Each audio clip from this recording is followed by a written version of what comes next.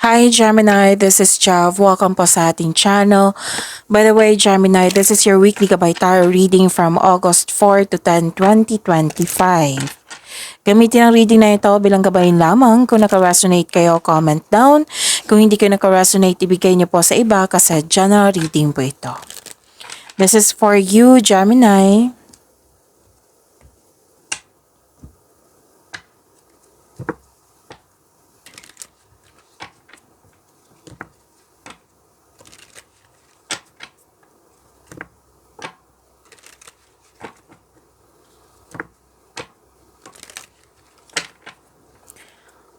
Para po ito sa iyo, Gemini, ngayong week, August 4 to 10, 2025.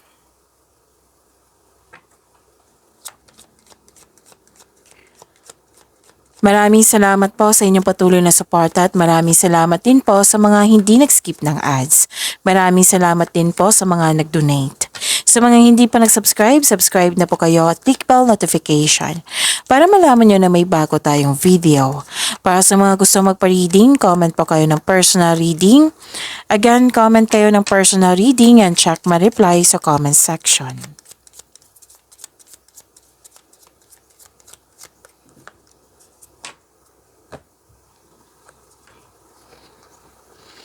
Oh, ang ganda. May parating po na malaking pera, Gemini. So, claim niyo po. Or di kaya importanteng news or information. Malalaman mo din yung totoong intensyon ng isang tao sa iyo.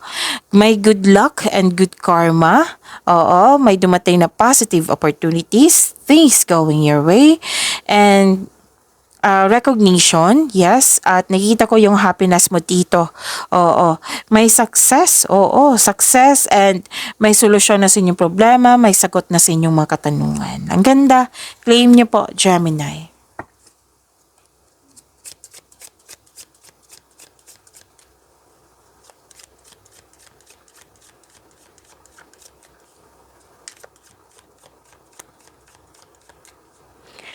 Energy po ni Gemini ngayong August 4 to 10, 2025.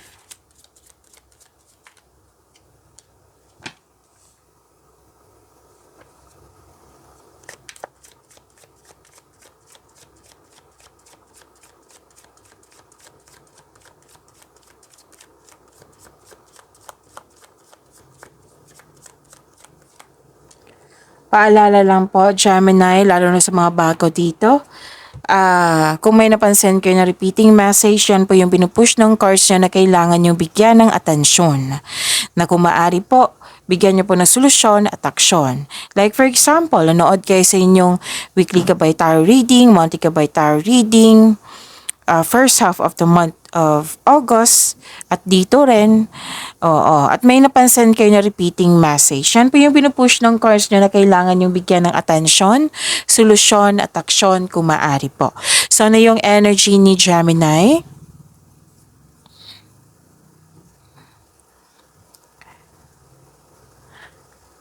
Okay. May nakita ko ditong nagkasundo sa isang tao. Pwedeng bagong relasyon, pwedeng mag-date, kasunduan, deal, or business partnership. You're very inspired. Yes, nagkaroon ng motivation. You love yourself more. You're taking care of yourself. May nakita nga akong beauty application dito. Nagpaganda, nagpagwapo. Pwede din bumili ng gamit dyan na nagbigay ito ng pamper sa'yo, ng happiness sa'yo. So, yung commitment, andito po, commitment, nagkasundo, ano pa, agreement, yan. Deal, yan. May choices akong nakikita dito, nagkaroon ng pagkakasundo. Okay? Nagkaroon ng pagkakasundo. At yun nga, may maniligaw ako nakikita dito sa love. May nag-celebrate din about love. May nanligaw, may bagong connection, bagong pasok sa relasyon. Pwede din may namuong romance dyan sa workplace mo o yung partner mo, katrabaho mo po. Pwede din business partnership or makipag-teamwork sa'yo. Pwede din isang tao na tinulungan ka. Okay? Tinulungan ka para makamit yung layunin mo sa buhay.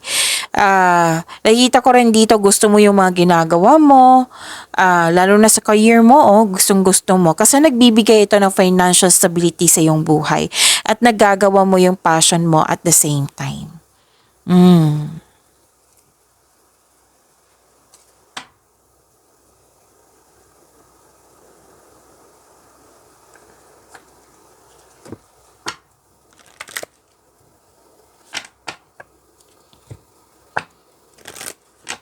Ang ganda nito, Gemini, kasi this is wealth and generosity. Financial stability talaga nakikita ko dito, Gemini. So, pwede din magaling ka na leader dyan. Ginampanan mo ng maayos yung pagiging leader mo or di kaya may leadership role na binigay sa iyo. Actually, naabot mo na yung financial maturity mo. Or di kaya'y yung kakilala mong tao, yung bagong tao, natutulungan ka or ito yung karelasyon mo, naabot niya rin yung financial maturity. May plano kang magbakasyon or bumili ng regalo that pampers you. At ang pagtaas ng tagumpay sa pananalapi at katatagan ay nasa iyong kamay na. Dalawang card na mismo nagsabi dito na maaring may kasosyo or magbigay ng puhunan sa iyo upang tulungan ka sa pagkamit ng iyong layunin. Okay? Dalawang card na mismo nagsabi niyan, Gemini.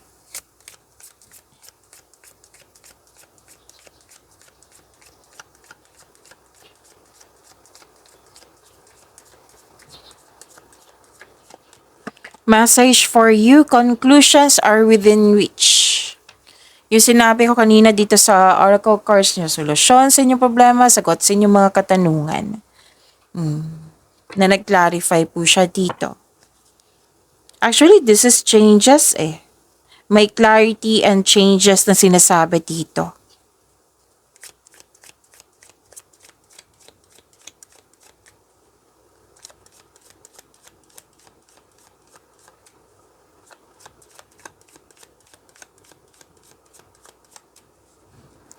Career and money ni Gemini from August. Tingnan ko lang yung date para hindi ako magkamali. August 4 to 10, 2025. Gemini. Career and money po.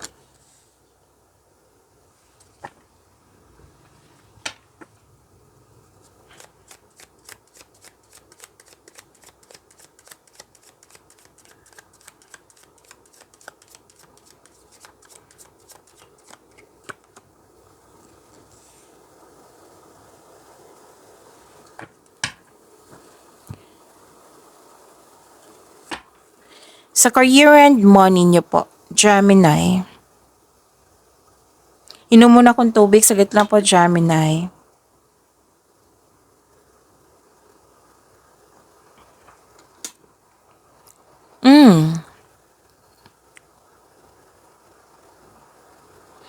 May conflict dito, pwedeng sa schedule. Basta recording po sa career and money, conflict. Oo, may argument din ako nakikita dito. So, ingat na lang po. Or di kaya may toxicity na nangyari. Pwedeng toxic yung kasamahan mo.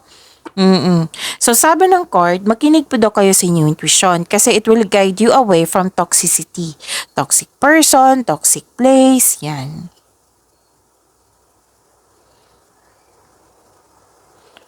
Ang sinabi na solusyon dito address yung hurt feelings. Kung tungkol ito sa isang tao.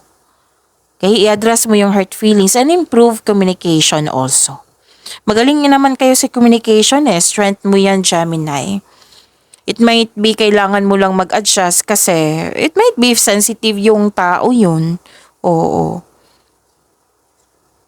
Kung conflicto sa schedule sa mga ginagawa mo, ayusin mo. Alam kong makakaya mo yan kasi ikaw yung pinakamatalino sa lahat ng signs eh.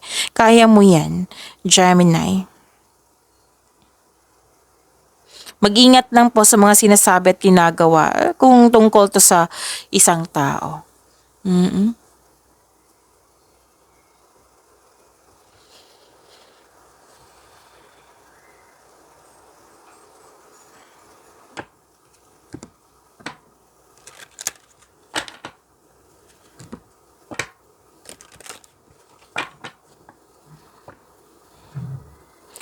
Isa or maraming alok, ayusin ko lang. Isa o maraming alok o idea ang darating sa iyo. Ideas is blessings from the universe. Alam nyo, gustong-gusto ko yan. Gustong-gusto ko talaga yan. Ideas.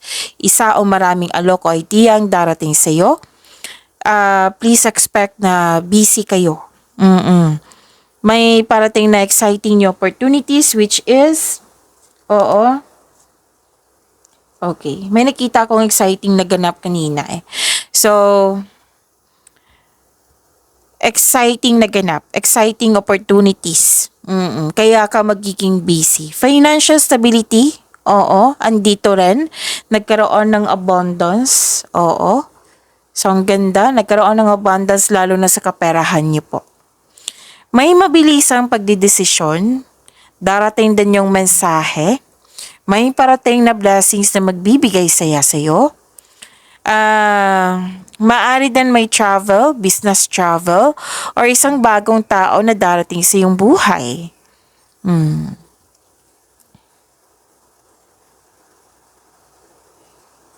Nakikita ko rin dito na abundance pa rin yung nakikita ko, Gemini eh. Ang ganda. Claim niyo po. Pwedeng job opportunity din to ha. Pwede din naman ibang opportunity kasi nasabi ko na may job opportunity. Oo. Pwedeng iba ha na opportunity. Meron din job opportunity yan. Naklaro ko. Oo. So promotion. Promotion po. Andito. Alam niyo naman, pwedeng promotion sa pagtaas ng inyong posisyon, pwedeng pagtaas ng kita or sweldo. Pwedeng marami kayong mga ginagawa ngayon na like maraming benta, customer, kliyente, or project. Financial growth and stability pa rin nakikita ko. Gemini, ang ganda po. Claim niyo po. At okay, ang ilan sa inyo gusto mag-change career. Kasi may offer sa inyo na yung dumating na opportunity sa inyo mas may offer po na more stability and abundance. So nagpa siyang ilan sa inyo na mag-change career kasi mas magbigay ito ng stability sa inyo at abundance. So yun, may parating na blessings po, gift from the universe. Yun nga, posibleng new job opportunity, pwede din naman ibang opportunity, or unexpected sum of money. Ganda. Pwede din nag-take ka ng first steps para ma-enhance o ma-increase yung kaperahan mo. Ang pagbabago na ito ay may unlimited growth towards your finances. Alam nyo, ang taas ng energy ng single parent dito. Pwedeng malaki ang kanyang influence sa inyo ngayon or kayo ito. At may nakita ko ditong, okay, this is advice. Humingi po kayo ng tulong mula sa inyong trustworthy co-worker or taong same kayo ng business industry. At tsakin na makagawa kayo ng diskarte sa inyong kaperahan at layunin. Makinig din kayo sa inyong intuition. Manindigan kayo para sa inyong paniniwala. Mag-focus kayo sa logical at katwiran kesa sa umasa sa inyong emotion.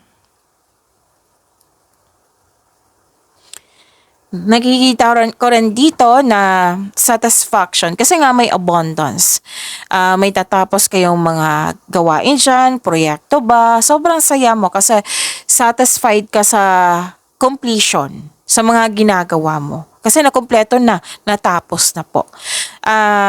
So expect a recognition for a job well done or may nakita akong promotion dito. Following intuition and honoring your ideas, it will lead you to increase prosperity and abundance. Okay, so this card signals abundance in all areas of your life. Thankful ka sa mga biyayang natangkap. You have overflowing abundance, successful and satisfied ka sa buhay. So, deserve mong mag-relax. Di ba may plano ka dito na magbakasyon sa energy cards nyo? Deserve nyo mag-relax and enjoy. Kasi may resulta sa inyong pagiging productivity sa araw-araw. Okay? And naging generous din kayo sa inyong kapwa, oh. Your generosity will always flow back to you, Gemini.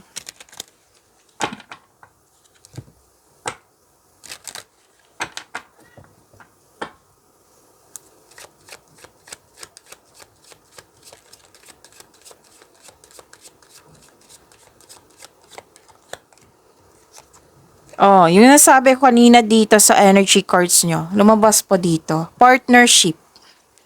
Joining forces with business partners for win-win cooperation. Prioritize your connection. Kasi nga magkipag-partnership sa iyo or di kaya ay magbigay ng puhunan. Or pwedeng moral support. Yung isang tao dyan na very supportive sa iyo.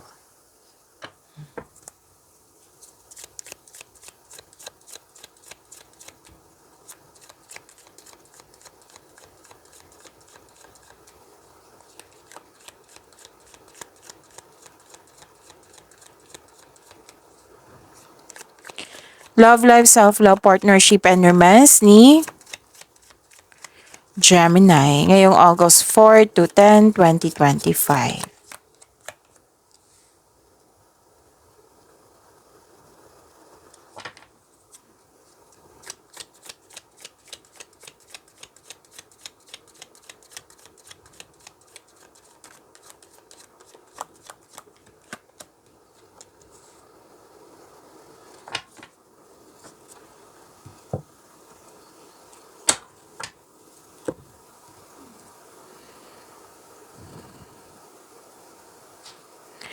So love life, self-love, partnership, and romance, sa mga single dyan, marami kang maliligaw, marami kang choices.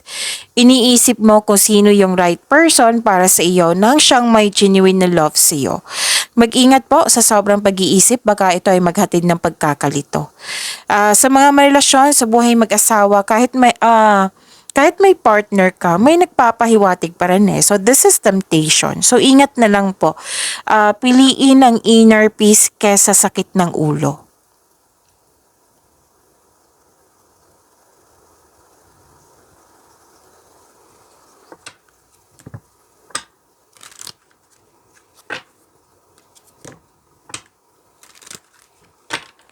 Hope and healing po. Oo, hope and healing. May unexpected help talaga. Gemini, ilang beses lumabas dito, lumabas din dito, lumabas din dito. May unexpected help. Okay, para sa mga single, you are in a process on healing pa. You are destined to be with someone, so it's time to find the soulmate. Para sa mga marelasyon sa buhay mag-asawa, the couple felt calm and harmonious sa inyong relasyon. May healing din ako nakikita dito. Tapos magtiwala kayo. All your dreams are coming true. Magtiwala po. Kasi ang ilan dito, nakikita ko, nag-overthink. So, sana'y ma-overcome niyo yan kasi alam niyo naman, magka-create yan ng blockages. Anxiety, pag-alala, overthinking. Pero then, conflict sa isang tao na yung bit-bit mo, yung concern niyan. Oo. So, communication pa rin eh. Yung sabi dito na solusyon. Diba? Sabi dito sa career and money mo, dito rin. So, communication is the key pa rin yung sinabi ng card dito. But different card siya. Different card po siya. Communication is the key. Magawa kayo ng schedule para mag-usap kayo. Huwag mong bit-bitin. Kundi, bigyan mo ng solusyon. Okay? So, itong pangyayaring ito ay pansamantala lamang. Nakikita ko naman dito na may hope and healing. Ma-overcome mo rin yan, Gemini. And, Okay, sa mga single, di ba may parating sa inyo na bagong tao. Pwedeng kapwa mo air signs, Gemini, Libra, and Aquarius, or earth signs, Taurus, Virgo, and Capricorn. Oo, pwedeng posibleng bata pa to sa'yo or youthful yung attitude niya.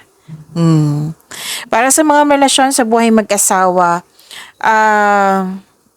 excited kayo sa parating na party, monthsary, anniversary. Yan. Excited kayo. Ayun.